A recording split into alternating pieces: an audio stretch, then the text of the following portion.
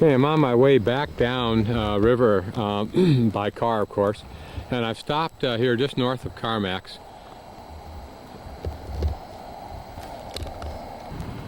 And I believe that this is the area in which I camped one night using just the cocoon. That was the night I left Carmax in the late afternoon. And if I did, and I believe I did, it was over on one of the small islands over in there somewhere, right on the very tip of it. Although I frankly cannot tell from this perspective which one that might have been. But it's interesting to come back through. It's kind of like deja vu. But it looks so different from up here.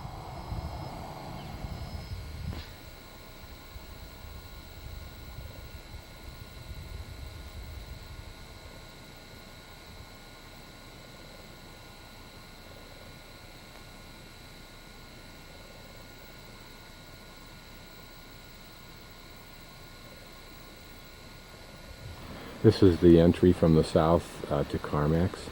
When I came through here, the wind was howling. It was as scary and as tumultuous as it was on the lakes on occasion, although the waves weren't as high.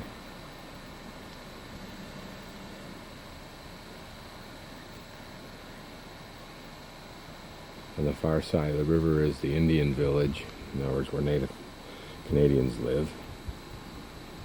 This is the campground in here.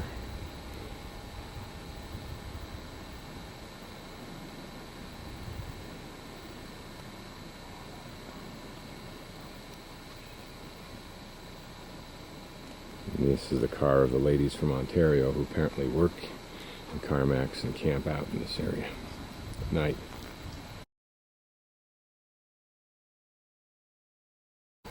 We're looking south at Lake Laberge, and around that point somewhere is Eric's cabin. And I would have come down right through this area here.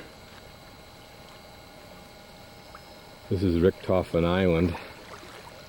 And I think I stayed pretty far out and probably headed right from that last point we looked at straight across to that far point over there.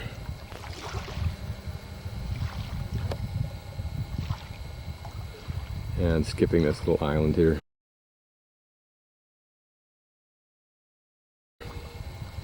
Descendants survived on grasslands elsewhere. Animals such as sheep, moose, and bison were able to adapt to the reduction in food, but their descendants are smaller in size. The result of the climate and habitat changes was the extinction of much of the Yukon fauna. The remaining animal population in Yukon is less diverse today than it was during the Pleistocene. Today we learn about the mammals of the Pleistocene by studying the fossil remains of bones and plants. Each find gives us more information to piece together the puzzle of what life was like in Varentia.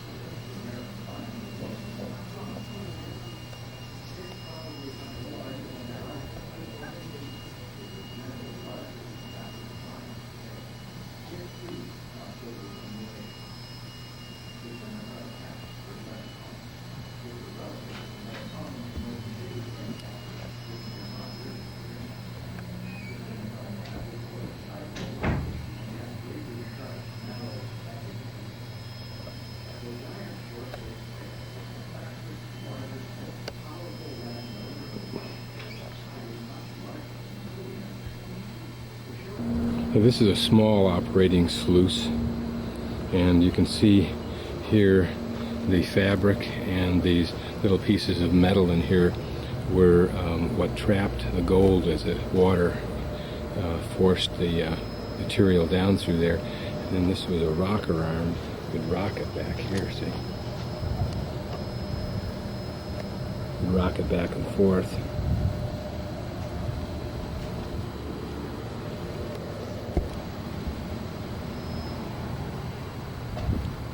This was a grocery delivery wagon.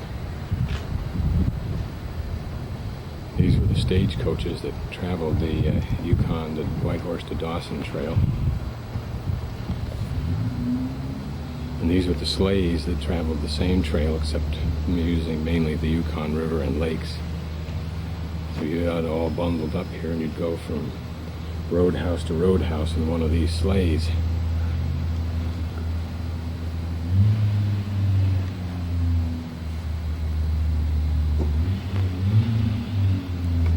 Can you almost picture yourself bundled up in furry coats, climbing into here with blankets, and you've got warm rocks, keep your feet warm, sandwiches and stuff to eat. I don't know if they had a thermos bottle at that time.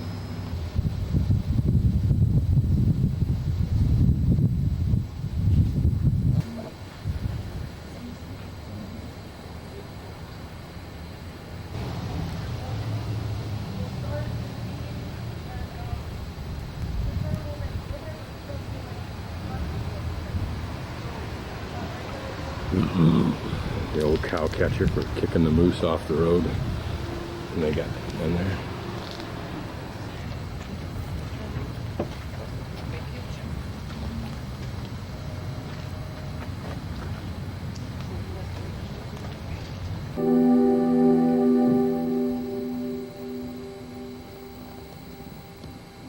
For tens of thousands of years, large mammals such as mammoths, camels, large-horned bison, giant short-faced bears, and scimitar cats roamed over the Yukon. At the same time, there were grizzly bears, thin-horned sheep, and caribou.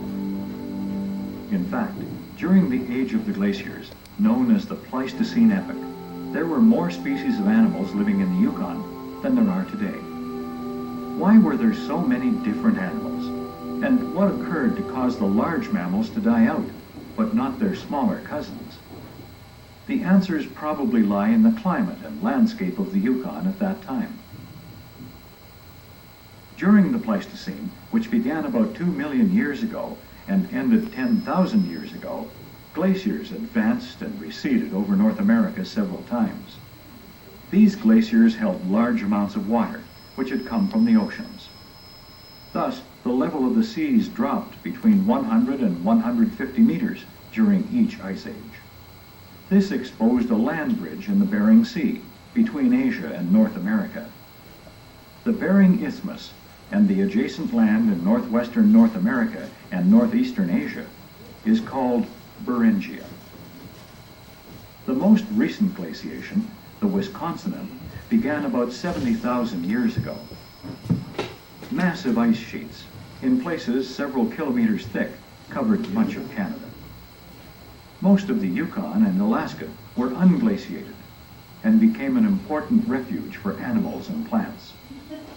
Here, species survived and evolved during the Wisconsin period, which lasted until the glaciers receded 10 to 12,000 years ago. During the last glaciation, animals, including humans, crossed over the land bridge in both directions, though most of the movement was from Asia to North America.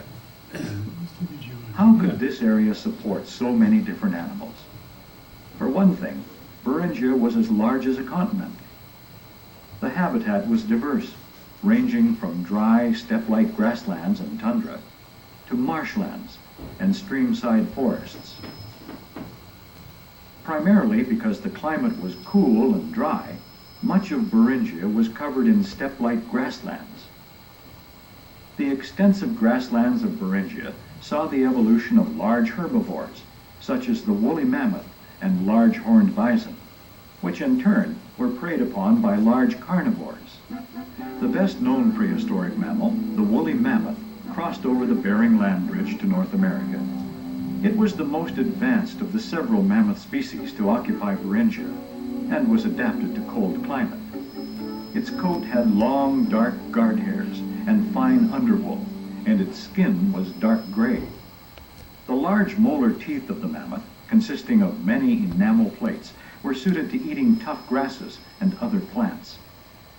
As in today's elephants, a mammoth which lived to old age developed 6 cheek teeth in each side of each jaw. This lower jaw still has the third and final adult molar. Rarely were more than 2 teeth per side in use at the same time, because there was not enough space in the jaw. Successive teeth grew forward from the back of the placer miners. Paleontologists and archaeologists have recovered some valuable finds, like this nearly complete skeleton of a mammoth. Mammoths are in the same family as elephants. They're sometimes confused with mastodons, which are in a related family. Mastodons evolved millions of years before the mammoths and coexisted with them. Their teeth were different, as they ate twigs and cones of coniferous trees. Finds of mastodons are in habitats. The western camel, which lived in the 60-mile area near Dawson about 23,000 years ago, looked like a modern camel, but was 1/5 taller. It evolved in North America and lived on the grasslands and arid scrublands. Scientists speculate that it grew thick fur to survive the cold Arctic nights. Bones of 2 species of camel have been found in the Yukon. The most common horse recovered from the Yukon is the small horse, which was widespread in eastern Thuringia. In the Dawson area, on Last Chance Creek, a partial carcass of the horse was found in 1993. This find has changed our ideas of what the small horse looked like. We now know that it had a long blondish mane, rather than a short, dark, stiff mane.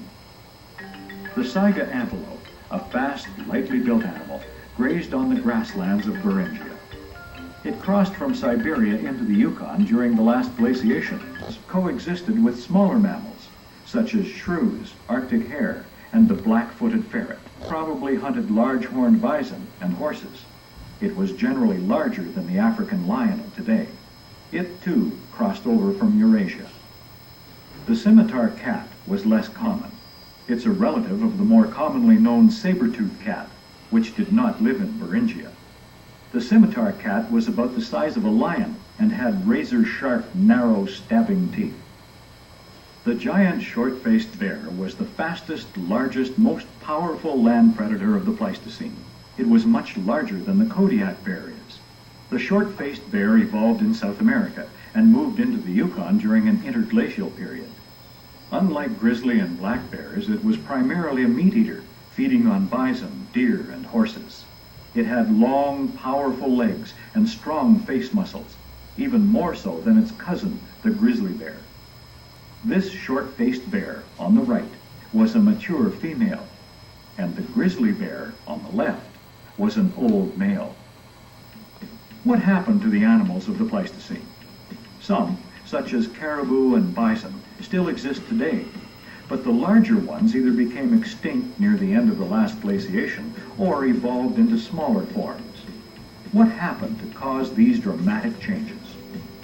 As the glaciers rapidly receded about 10,000 years ago, the habitat and climate of Thuringia suddenly changed. The climate became more humid, and forests spread and replaced the grasslands. Species which were adapted to the Pleistocene habitats were in many instances unable to adapt to the rapidly changing environment. Grazers like the woolly mammoth and large-horned bison became extinct. In turn, the carnivores that fed upon the large herbivores, like the short-faced bear and the American lion, also became extinct. The melting glaciers caused the land bridge to be covered again with water, which prevented animals from crossing between the continents. With the changes in habitat, the camel, horse, and saiga antelope became extinct in North America. Because some animals of these species had crossed the land bridge, their descendants survived on grasslands elsewhere. Animals such as sheep, moose, and bison were able to adapt to the reduction in food. but their descendants are smaller in size. The result of the climate and habitat changes was the extinction of much of the Yukon fauna. The remaining animal population in Yukon is less diverse today than it was during the Pleistocene. Today we learn about the mammals of the Pleistocene by studying the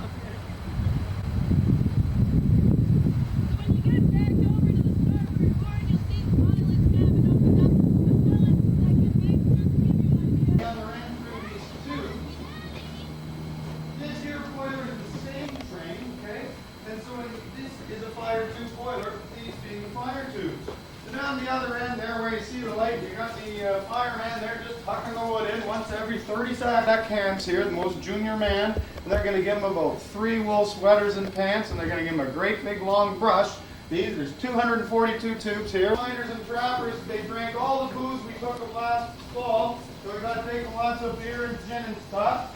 You see reindeer milk there. It's now Eagle brand milk put out by Ford. The same thing, they just changed the name in 42 or 43. And this pile of wood that you're packing here is the second-class mail.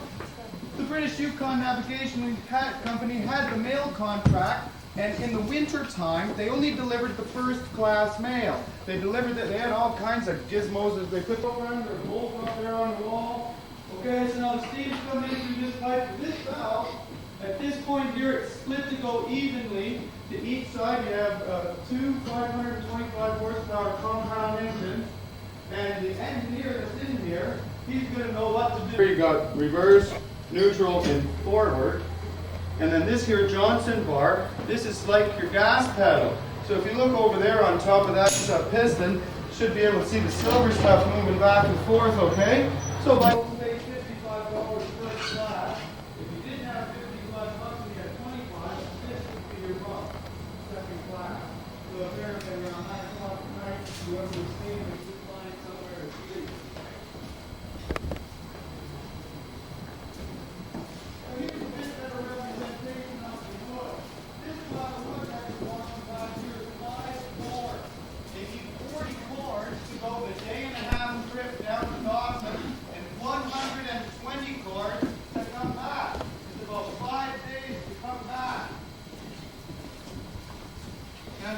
Much of the stuff in here is really from this boat, but these chairs, those chairs are, and the silverware in the dining room is from the White Pass Company. It wasn't on this boat, but the waiters that worked in here would have made $100 a month, and they had a pretty long day. They started at 6 in the morning working till trying to get tips off you as first class passengers.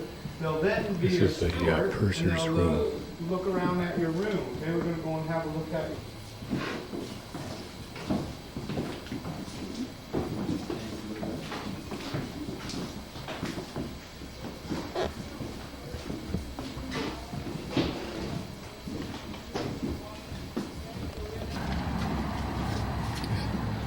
This is a typical stateroom. In other words, what you would get for $55 a month, or correction, for $55 for the night.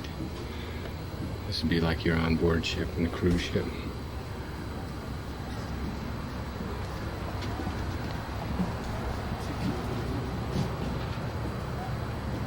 That's the old Kodak cameras.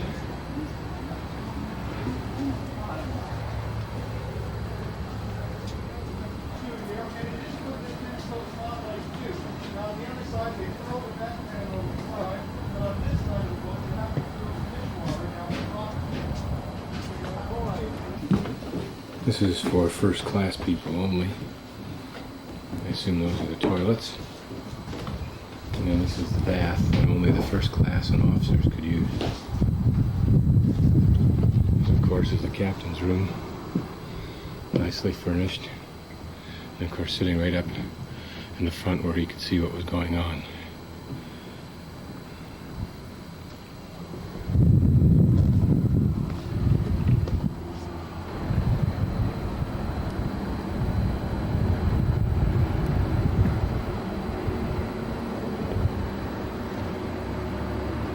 What a treat it must have been to travel up in here with the captain going down the river. Notice the water glass. Shipyard's about a mile down 2nd Avenue here. Now in 1966, it was donated to the Canadian government, but they built a bridge across the river in Riverdale there, so they couldn't float me from Vancouver. They came up here so I could skip the road down 2nd Avenue.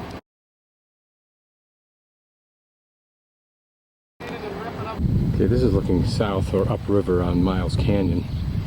Miles Canyon just comes down through here. When the early days, before they built the dam at Whitehorse and basically filled the water level up so much that there's no downhill rush through here, the water could be such that it would peak as much as a foot or 2 or even 3, I guess, in the center here. When I came down a couple of weeks ago, it was just as it is right now, very, very tranquil.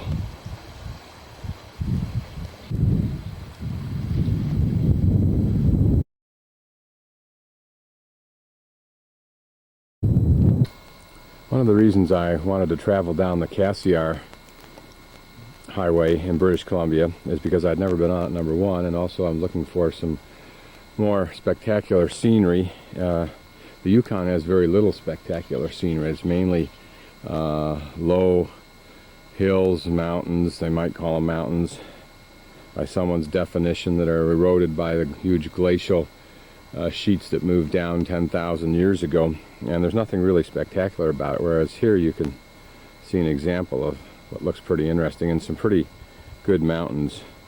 This is Mud Lake, and you can see in the through the water surface that it's a very shallow lake filled with a lot of debris, and guess what? Mud.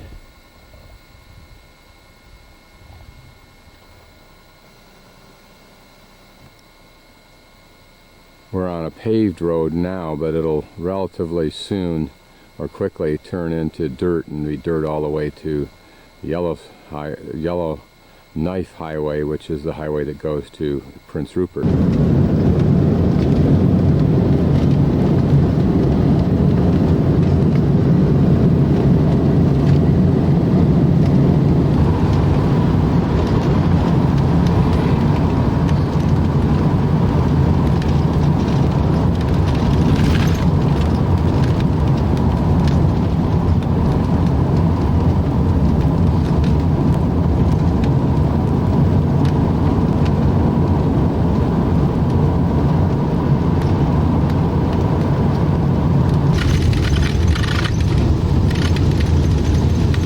Some time ago, and the dirt road is now a mud road, but it's a surfaced road of some sort in the sense of oiled something, because it's not that slippery gumbo that you'd get on the prairies if we were out there.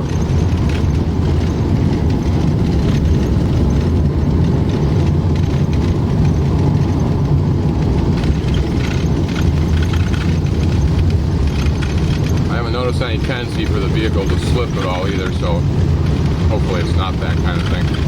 But I'm keeping a fairly moderate speed. The bridges on this rough road also are only one lane. That reflects the small amount of traffic on them and the amount of money they can afford to spend. Plus, it wouldn't be surprising to me that in spring runoff they lose some of these bridges.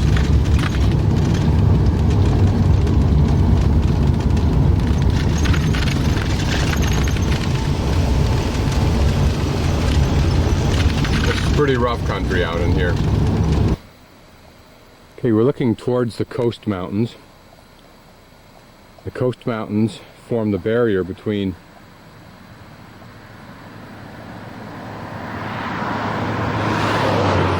the interior of Canada, of Western Canada, and the coast of the United States or Southeast Asia, because the Coast Mountains represent the division line between the two countries along that area. In fact, the only access that you have to the coast is at Prince Rupert, which is at the western end of the Yellow Knife Highway, which this highway will tie into, and Skagway and Haines, Skagway actually, which requires that you go all the way back up this road, up to the Alcan, north on the Alcan, then south to Skagway.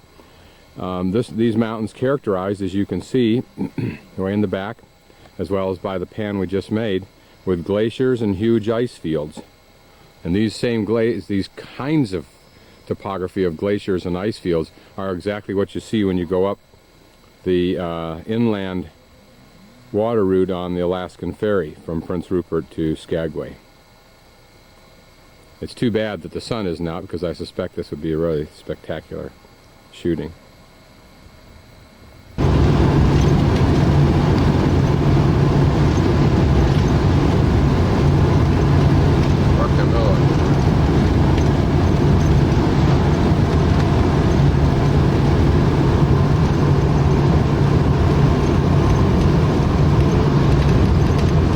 Bear on the side of the road, but I was busy photographing this, so I didn't see it coming up.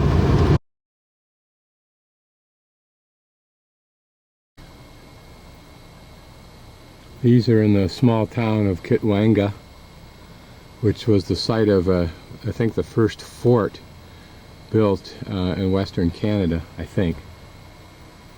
We'll take a closer look at these, because there's some kind of interesting little characters on it. Remember, each one of these things symbolized some member of the family or some story related to the family.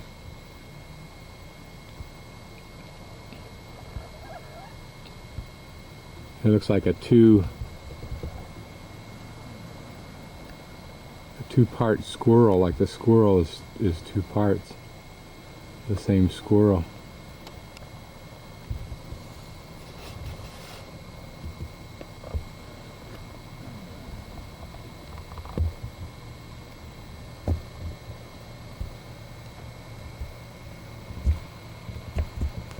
I don't know what the holes stand for. There's a bird on the top.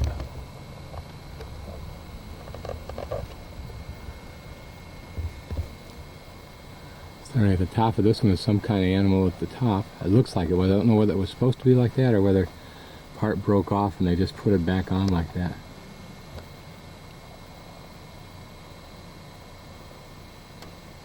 There's some kind of an animal there. You can see its long tail, its legs.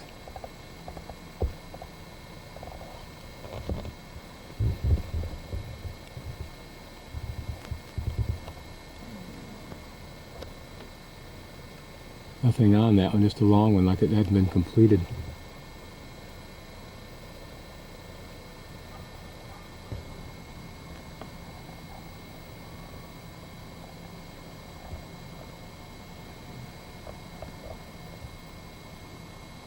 These were probably all painted at one time.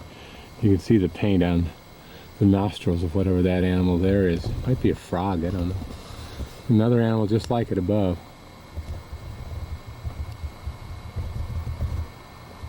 Let's scoot down, look at this one. See, this one was painted one time, and then above it is an animal like the one we just saw in the totally bigger, and that's blue color. And some faces. Notice the upside down face there. For some reason. Wonder what's that symbolized. And then here too, with the tongues going from one to the other. Or what look like frog-like characters.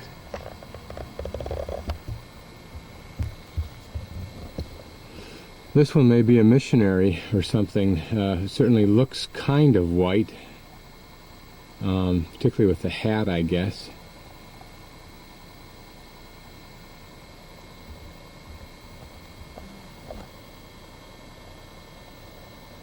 And some kind of symboling up there. I don't know what that would be. Kind of looks like stirrups, but not quite. This one's interesting. It looks like it's finished at the bottom. And there's a, looks like maybe a missionary type, and then nothing for a while, and then at the top it's finished off with a character.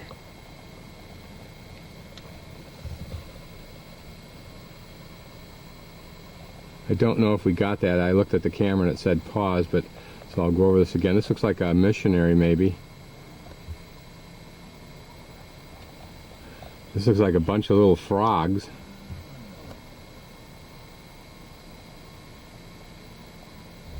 And some more characters. And at the top there, what symbols that look like stirrups, but I don't know what those are really. Okay, this looks like the remains of the steeple of an older church. that's been retained. I'll get a close-up look of it.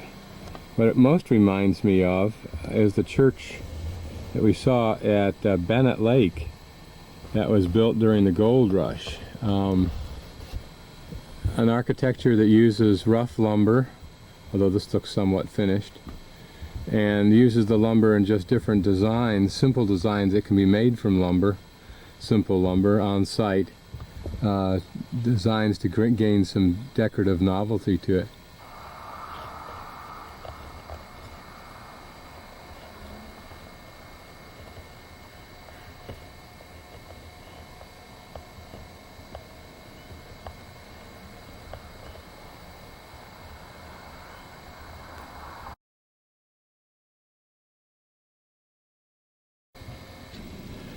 This is a little lake I camped at last night. The night earlier I had sea kayak from the far end of the lake and found this little spot. Well, not little spot, it's a recreation center for the area.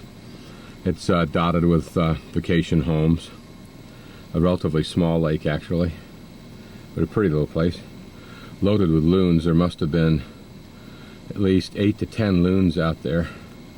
There's still some this morning. That's one. There's a mother and a young one there. But down the lake there was a pair that had real small ones. They were probably about 3 inches in length. And they were cute. And the mothers, I assume it's the mother, one, or the father, one or the other, will get between you and the other, the mate and the young, and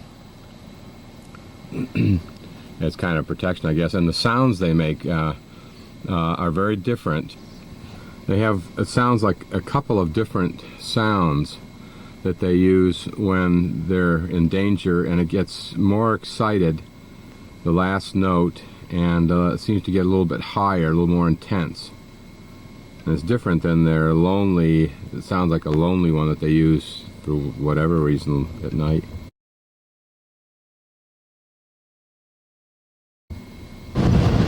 This is the Thompson River in British Columbia, coming down Route 97 to Vancouver.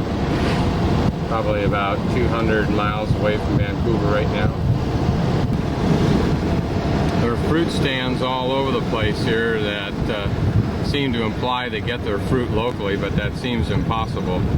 There's no place to have orchards here, but I suspect that they have access to, obviously, the orchards of like Washington and other parts of British Columbia here, but these probably are not it. Everywhere there's fruit stands. It's a pretty well developed tourist area. Old kind of hydroelectric dam or plant or something that used to be down there in that spot. I don't know what that, or no, that's the railroad tunnels, that's what they are. Like the kind of things that people want to put on the paths for snow.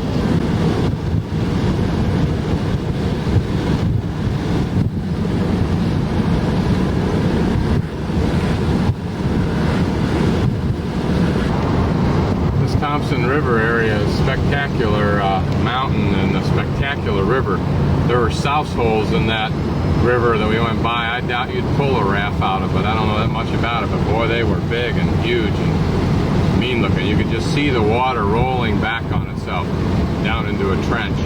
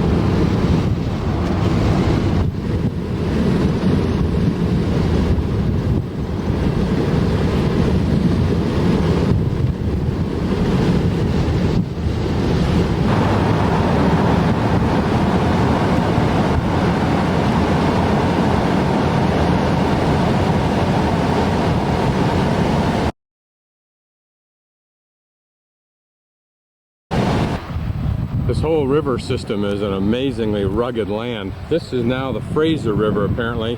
Somehow it shifted in from the Thompson River into the Fraser River.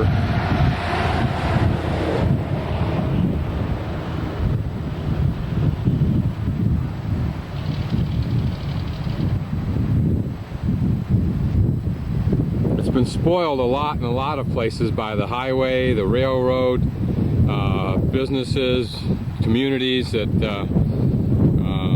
are along it. But there's still areas that are spectacular, and it's still easy to see how spectacular it must have been in its most early time. In a few moments I'll read you what Simon Fraser, the fellow who the mountain was named for, what his comments were almost 200 years ago in 1808.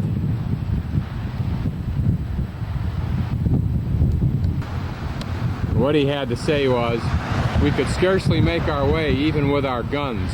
We had to pass where no human being should venture. Yet in those places there is a regular path indented upon the very rocks."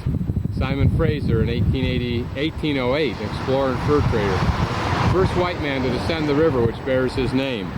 What he means by indented is that probably it had been used for thousands of years by animals and the native peoples who occupied this area.